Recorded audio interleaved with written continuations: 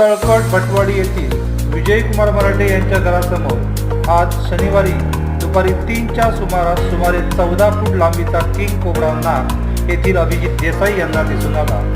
यावेळी त्या 14 फुटी किंग कोब्राला पकडण्यासाठी झळंबे येथील सर्पमित्र विठ्ठल गवस याला पाचारण करण्यात आले।